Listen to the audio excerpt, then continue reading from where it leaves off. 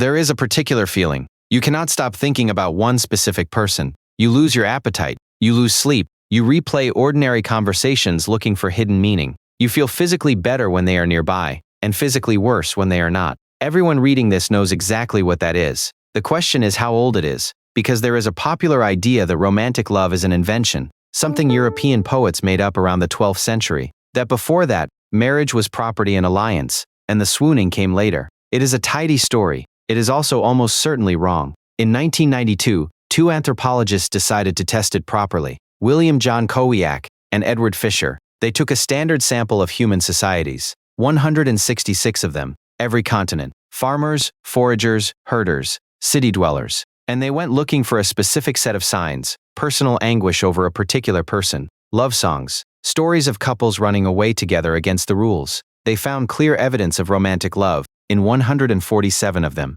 around 89%, and in the remaining 19, the honest conclusion was not that love was absent, it was that nobody had thought to ask. 19th and 20th century anthropologists recorded kinship rules and marriage payments. They rarely asked people who they longed for. Absence of evidence, in this case, was mostly absence of interest. Then the question moved from anthropology to brain scanners. Helen Fisher and her colleagues did something direct. They found people who were newly, intensely in love. They put them in a scanner. Then they showed them a photograph of the person, and they watched what lit up. The result was not what most people would guess. Love did not activate the emotion centers. It lit up the reward system, the same circuitry involved in wanting, in craving, in the pursuit of something you have decided you need. Fisher's conclusion is worth sitting with. Romantic love is not an emotion. It is a drive. Emotions come and go across a day. Drives do not. Hunger does not politely wait. Thirst does not lose interest. A drive keeps pushing until it is satisfied, which is exactly what being in love feels like from the inside.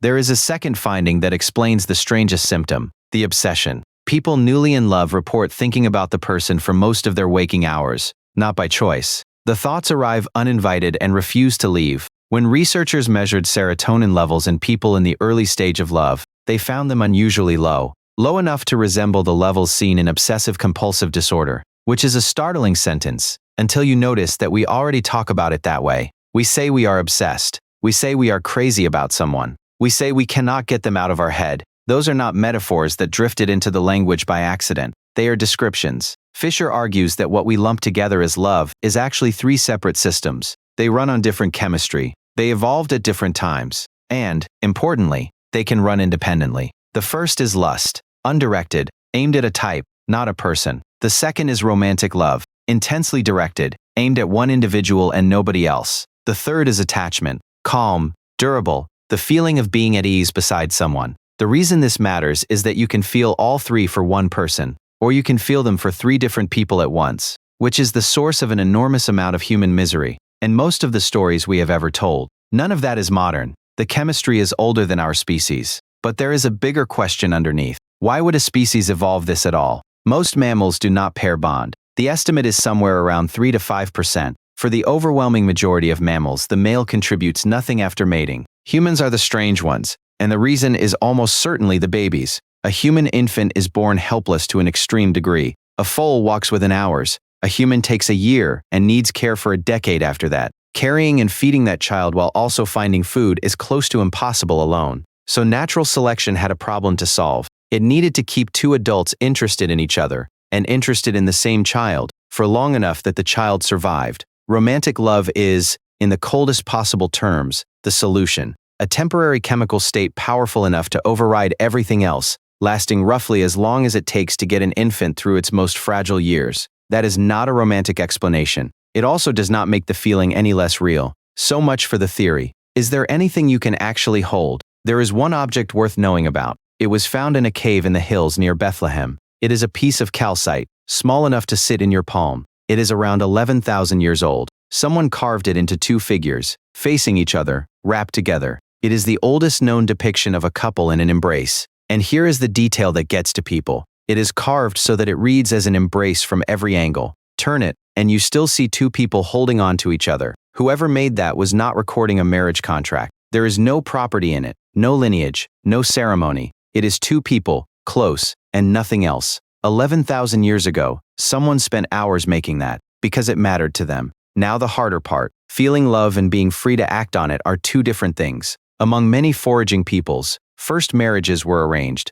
often when the bride was very young, sometimes before adolescence, usually negotiated between families rather than chosen by the couple. If that sounds bleak, it is worth knowing what happened next. Those first marriages very often failed, and the ethnographic record is full of young women refusing them outright, running back to their parents, refusing to cooperate, simply leaving. The anthropologist Marjorie Shostak recorded a long life history from a Zuhwansi woman who described exactly that, repeatedly, as a teenager, and who later formed relationships she chose herself. Among the Hudza of Tanzania, most marriages are simply mutual choice. Two people decide to live together. There is no ceremony to speak of, no payment, no priest, no document. They are married because everyone can see that they are. And when it ends the same way. One of them moves out, and that is the divorce. Which brings up something people find genuinely surprising. Divorce is not a modern invention either. In foraging societies where it has been measured, it is common. A substantial share of marriages end,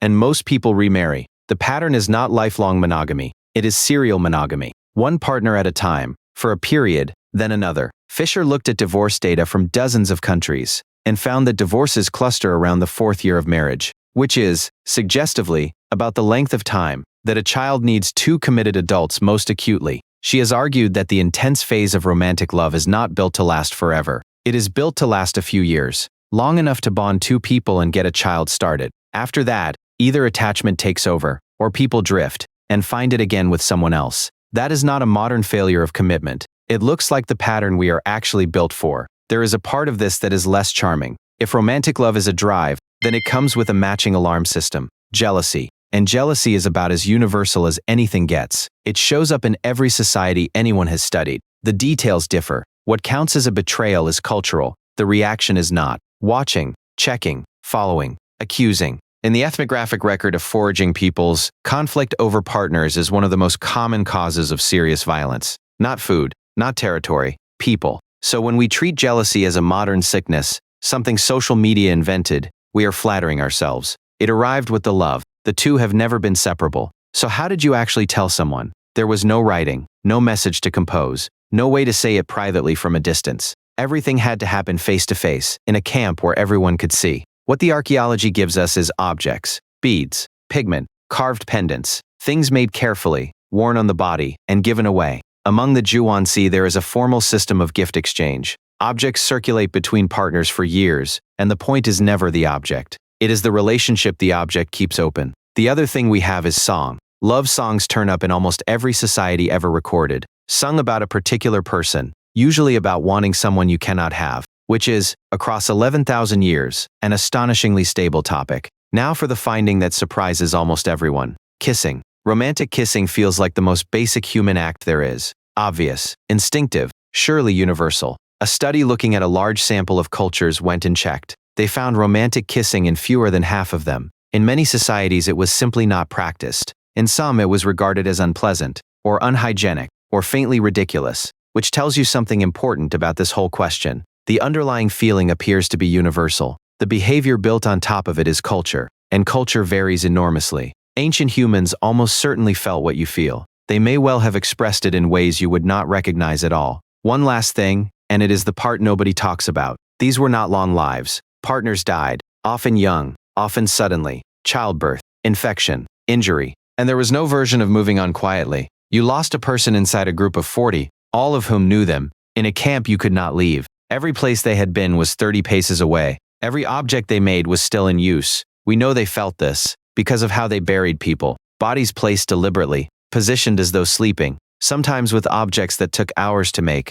You do not do that for a body you feel nothing about. Grief is the receipt. It is what the attachment system costs when it works. So if the feeling was the same, what was different? Almost everything around it. Start with the pool. You might grow up in a camp of 30 people, meeting a few hundred more across a lifetime. At gatherings, every plausible partner was someone you had known since childhood, or a relative of someone you had known since childhood. There was no possibility of a stranger. Second, there was no privacy. A camp is a handful of shelters within sight of each other. Everyone knows who is with whom, and how it is going. A relationship was not a private arrangement between two people. It was a public event with an audience of 40. Third, and this is the one worth pausing on, nobody had the idea that there was one correct person. The notion that somewhere among billions of people is a single perfect match requires knowing that billions of people exist. They did not have that thought available. You loved a person, not a search result, which leaves you in a strange position. You are carrying a 300,000-year-old drive, built for a world of 30 faces, running inside a world of effectively unlimited faces.